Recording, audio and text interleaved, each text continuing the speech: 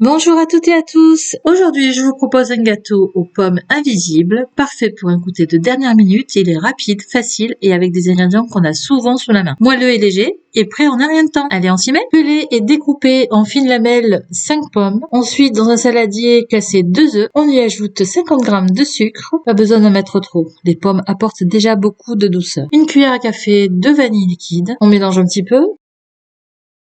Maintenant, on verse 100 ml de lait, ça va rendre notre gâteau bien moelleux et pour encore plus de gourmandise, on ajoute 30 g de beurre fondu. Ça commence déjà à sentir bon.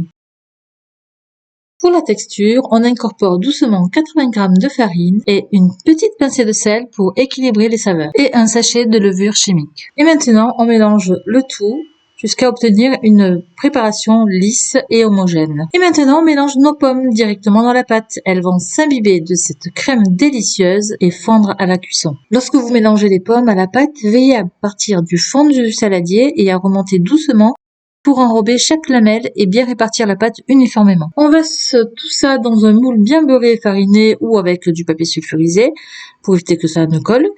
N'hésitez pas à bien répartir les pommes dans le moule. Pour une petite touche personnelle, je saupoudre le gâteau de sucre vanillé et de cannelle.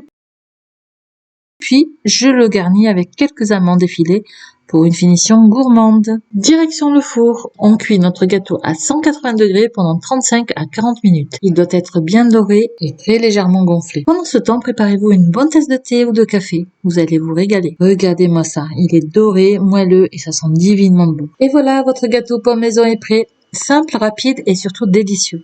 Testez-le chez vous et dites-moi en commentaire ce que vous en pensez. Et si vous aimez ce genre de recette, abonnez-vous pour encore plus d'idées gourmandes. Allez, moi je file déguster ma part. À très vite pour une nouvelle recette.